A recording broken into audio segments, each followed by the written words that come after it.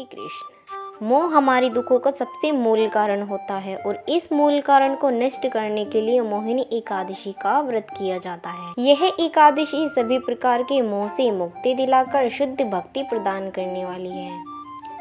जब युधिष्ठिर महाराज ने श्री कृष्ण से वैशाख मास के शुक्ल पक्ष में आने वाले व्रत के बारे में पूछा तो भगवान ने उन्हें कूर्म पुराण में आने वाले और विशिष्ट मुनि द्वारा श्री रामचंद्र को बताई जाने वाली एक कथा का वर्णन करके सुनाया।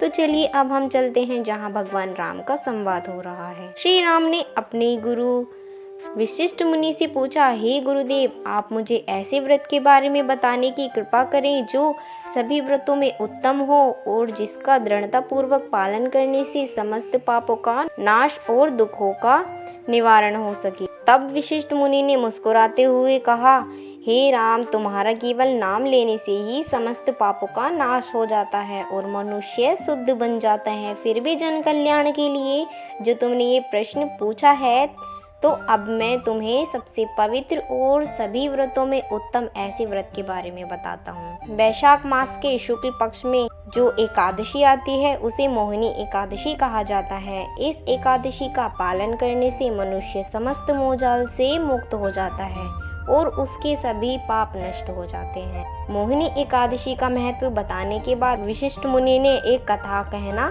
प्रारंभ किया। अनेक वर्षों पूर्व सरस्वती नदी के सुंदर तट पर एक भद्रावती नाम की रमणीय नदी थी। चंद्रवंश में उत्पन्न उस नगरी का राजा त्रुतिमान सत्य का पालन करने वाला और अत्यंत बुद्धिमान था। उस नगरी में समस्त धन धान्य संपन्न एक वैश्य रहता था जिसका नाम था धनपाल। परम उदार चरितवान ये वैश्य भगवान विष्णु की भक्ति में आसक्त था और हमेशा ही समाज हित के लिए अनेक पुण्य कार्य करता था, जैसे कुआं खुदवाना, प्याऊ बनवाना, बगीचा, अतिथि गृह आदि का निर्माण करना। इस वैश्य के 5 पुत्र थे, सुमना, त्रुतिमान, मेघावी, शुक्रव और दृष्टबुद्धि। इन 5 पुत्रों में दृष्टबुद्धि अपने नाम की तरह अत्यंत दुष्ट बुद्धि का था और सदैव पाप में कार्यों में डूबा रहने वाला था। नशा, जुआ आदि व्यसनों में आसक्त था। वैश्यों का नित्संग, ब्राह्मण और देवताओं के प्रति दुर्व्यवहार इत्यादि उसके पाप में कार्य थे। वह सदैव ही अधर्म के मार्ग पर चलकर अपने पिता की संपत्ति को बर्बाद किया करता था। जब एक दिन वह वैश्य के साथ चौराहे पर जाते हुए देखा गया तो उसके पिता ने उसको घर से निकाल दिया और उसके भाइयों ने भी उसका परित्याग कर दिया। दुष्ट बुद्धि अपने पास जितना भी धन था उसे खर्च करता हुआ इधर उधर भटकने लगा। उसके पास सारा धन खत्म हो गया तो वैश्य ने भी उसे निधन कहकर अपमानित करके निकाल दिया। उसके बाद वह अपना जीवन व्यापन करने के लिए चोरी करने लगा। जब राजा के सिपाहियों को यह बात पता चली तो अनेक बार उन्होंने उसे बंदी बनाकर राजा के सामने प्रस्तुत किया। उसकी दुष्ट बुद्धि और अहंकारी स्वभाव के कारण अंत में राजा ने उसको देश निकाला दे दिया। अब दुष्ट बुद्धि जंगल में भटकने लगा और निर्दोष पशु पक्षियों की हत्या करके अपना पाप में जीवन व्यतीत करने लगा। इस प्रकार अब वह अपने पापों के समुद्र में इतना डूब चुका था कि अब उससे बाहर निकल पाना उसके लिए असंभव लग रहा था। उसके जीवन में अब दुख, निराशा और पापी प्रवृत्तियों के सिवा कुछ नहीं बचा था। और तभी ईश्वर इच्छा से और उसके पूर्व जन्म के कर्मों के फलस्वरूप एक दिन वह कौंडिन्य मुनि के आश्रम जा पहुंचा। मुनि अभी अभी गंगा से स्नान कर वापस आए थे और उनके वस्त्रों से पानी की बूंदें गिर रही थी। सौभाग्य से दुष्ट बुद्धि ने इस पवित्र और महान मुनि के वस्त्रों से टपक रहे पानी की बूंदों का स्पर्श किया और उसी क्षण उसकी अज्ञानता का नाश हो गया। उसके पापों का नाश होना शुरू हुआ और परिणाम स्वरूप उसने कौंडिन्य मुनि के पास बड़ी नम्रता से जाकर पूछा, हे ब्राह्मण श्रेष्ठ, मैंने अपने जीवन में अत्यंत घोर पाप किए हैं जिस कारण मैं हर प्रकार से निधन हो चुका हूँ। आप मुझ पर कृपा करके कोई ऐसा मार्ग बताएं जो सरल हो और साथ ही मुझे अपने पाप कर्मों से मुक्ति प्रदान करने वाला हो। हे मुनि श्रेष्ठ, मुझे मोक्ष का मार्ग प्रदान करें।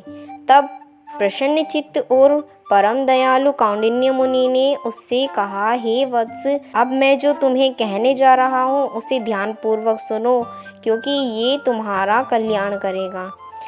इस वैशाख मास के शुक्ल पक्ष में आने वाली एकादशी को मोहिनी एकादशी के नाम से जाना जाता है। इस दिन यदि कोई निष्ठापूर्वक इसका पालन करता है और उपवास करता है तो उसके करोड़ों जन्मों के पाप, यदि सुमेरु पर्वत जितने भी बड़े हों, सब नष्ट हो जाते हैं। इसलिए भगवान विष्णु के प्रिय इस एकादशी का तुम पालन करो और तुम्हारे सारे पाप खत्म हो जाएंगे। इस प्रकार कौंडिन्य मुनि के आदेश अनुसार जब दुष्ट बुद्धि ने मोहिनी एकादशी का व्रत किया तो वह समस्त पाप कर्मों से मुक्त हो गया और जीवन के अंत समय में भगवान विष्णु की आराधना करते हुए दिव्य शरीर प्राप्त करके करुण पर आसीन होकर वह कुंड धाम चला गया। इस कथा का समापन करते हुए वशिष्ठ मुनि ने भगवान श्री रामचंद्र से कहा, हे मर्यादा पुरुषोत्तम, जो भी व्यक्ति इस मोहिनी एकादशी व्रत का पालन करता है वह हर प्रकार के अज्ञान और मोह रूपी अंधकार से मुक्त हो जाता है। और अंत में भगवान श्री कृष्ण युधिष्ठिर महाराज से कहते हैं, हे धर्मराज, इस मोहिनी एकादशी का इतना महत्व है कि यदि कोई इस व्रत की कथा श्रद्धा पूर्वक सुनता है या उसका अध्ययन करता है तो उसे 1000 गायें दान में देने का पुण्य फल प्राप्त होता है। विष्णु भक्तों के लिए एकादशी का व्रत अत्यंत महत्वपूर्ण है।